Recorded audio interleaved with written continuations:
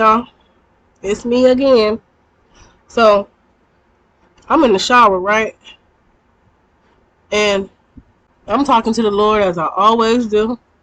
And God said, He said, I need you to make a video of, ooh, I just ran out of the eraser. Well, it's all up in the tube. You see that? But ain't no. But anyway, God said, I need you to make a video of how I healed you from dealing with toxic people. He said, I need you to tell what you now understand. See, y'all, I just take this baby wipe and dab it in so it ain't just so much on my face. Because I'm still figuring out how much to use. But that's what he told me. And then, you know, because some of y'all got friends, as I did.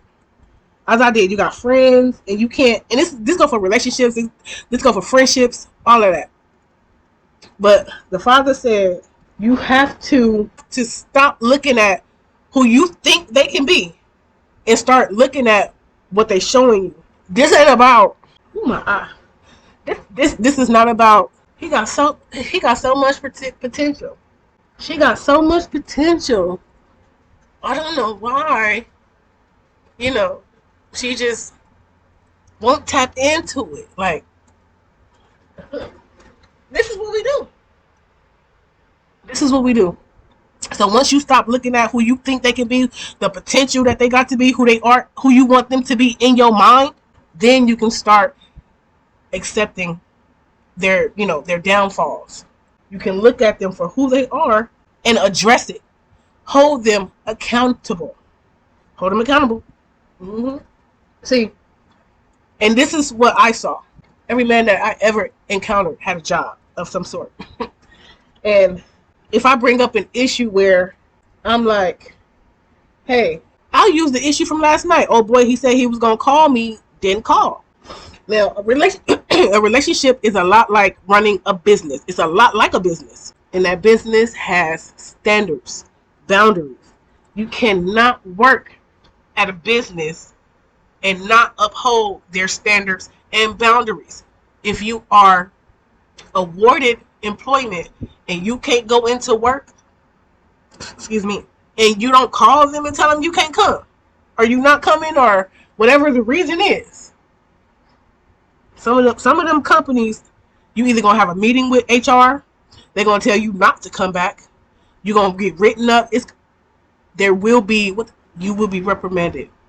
If he had to work last night and he had too much to do to go into work because of what he had, because of whatever, he got to call that in place of employment and he got to tell them, I can't make it for such and such and such and such. Okay, thank you for calling and letting us know. Now, if he treated that company how he treated me last night, he wouldn't have a job. He say he coming to work, but he don't come. And then the next day he go into work. He don't even acknowledge the fact that he missed the previous day and that he didn't call. You know how the company gonna see that? They're gonna see it as highly disrespectful. And they're not gonna appreciate who they hired. And some other things may take place. Which is why he will call. Because he is required to. Don't let nobody, I don't care who they are, what the reason was, I don't care what they come up with. Because this morning, when he gave me that good morning, he didn't even acknowledge the fact that he didn't call, give a reason to why he couldn't call. It was just good morning. And now it's like, see, if he ever calls me back, now I got to tell you about yourself. Now I got to tell you how you lack integrity and how I'm not gonna tolerate your disrespect. Now I have to tell you that. Because see, look, most men, they are building an empire. Excuse me, y'all. I'm still sick, so I got to, I got to do what I got to do.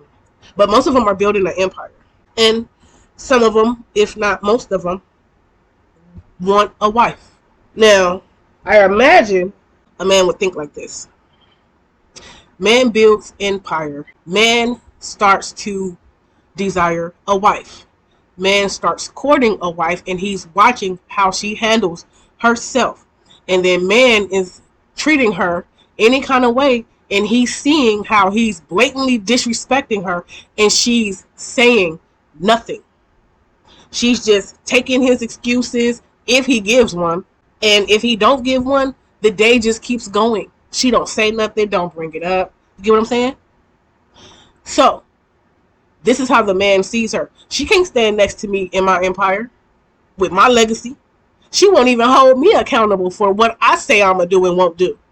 So can you imagine somebody within the legacy, or within his compound, within his fortress, within his circle, she sees something that is not right and she overlooks it. She don't mention it, don't address it, don't call it. And guess what? They call that a mole. They call that a weak spot. Now, his legacy, his empire, everything that he has worked for is in jeopardy. Because he thought it would be cool to have a weak woman at his side. And that's how he's going to see her. Weak. And I understand that. See, a woman, a wife, she is a helpmeet. That means I help him wherever I see a need to help him. And if I don't or can't even hold him accountable for the things that he do, because he could be testing me. So if I don't hold him accountable, how I'm going to look as a woman? I wouldn't even want me. I don't require respect. I don't call disrespectful behavior when I see it. So I'm no good to him. And this goes for friendships, relationships, anything. I don't care who it is. You require respect. Hold them accountable. And be strong enough and confident enough to endure the sacrifice. If they want to leave, what are you missing? What you missing? All they did was disrespect you or come at you when they need something. They wasn't there for you. This is what God showed me. This is why I don't tolerate toxic people. I don't tolerate toxic behavior. Whatever they do or say, if it hits your spirit and makes you, and it alarms you or it alerts you, you address it. Because that will teach them. I see everything you doing. I hear everything you say. Don't let them just gloss over something like it did never happen. Oh, it happened. And in respect to myself, I have to hold him accountable. I have to, because this is me teaching him how to treat me. If he leave, oh well, you doing me a favor, because now we have an understanding. You understand I won't tolerate your disrespect, and I understand you don't want to respect me. So now that we got that out the way, we can go on our merry ways. But if you got people in your life and they don't want to respect you, or they don't respect you, it's because you're not making them respect you. Because if there was an understanding between you and them to where they have to respect you, they have to watch the way they come at you, one or two things would be going on. You would be in a relationship with them, or you wouldn't, and you would be happy with it. So pay attention to that. If I understand that when you're in relationships, and this word is coming to people that are already in relationships, they're already in these situationships with their counterparts, and it's this word is coming into the middle of a situation. I understand that, but I have to give it because it was given to me. I'm 37 years old, and I'm just now realizing, like, I want a husband. I want my husband, but first I got to figure out what kind of wife I'm gonna be. Can he trust me? Can I trust him? Am I afraid to call a spade, or am I just gonna roll over and play dead every time something happens? Am I just gonna be good for a piece of meat up on my back, or are we gonna run this business together? So while I'm waiting and expecting, God is processing me. God is teaching me. God is, as I think I'm ready, God is just giving me more and more breakthrough, more deliverance, more wisdom into understanding how and what a man will look for, how he see, what he's going to test. Because anybody, you cross me any kind of way, God better get to me before I get to you. I used to be the type of person that was just, I don't know why he keep doing that. What is wrong with him? What you mean, what's wrong with him? That man just disrespected you and you didn't say a word. You got an attitude and stayed to yourself for a couple days. Who you think was suffering? Because he calling the other three while you sitting up in the house like, he think he gonna treat me any kind of way. He don't get to talk to me for a week. If God was to show you what he was doing in that week. Because now he got you off the roster for a week, so he free. He ain't got to tolerate you. He ain't got to lie to you. He ain't got to make up nothing. His phone ain't going off. Gotta learn to see, understand, ask God for wisdom and strength, and and the grace. Now, now when I pray for my husband, I am asking the Father to give me the mercy and the grace I need to be his helpmeet, because it's gonna take a lot of strength. Ain't nothing in this life worth having or working for easy. So I'm going to need the strength of the Lord. I'm going to need the mercy of the Lord. I'm going to need all kinds of wisdom. And, I'm the helpmeet. See what I'm saying? So don't be nervous or scared to require somebody to love you. If they toxic, y'all right in the middle of it, start addressing stuff. And if you get to the point where you tired and you feel like it's hopeless, they ain't never going to change, well, you know what to do. Release them. Release them.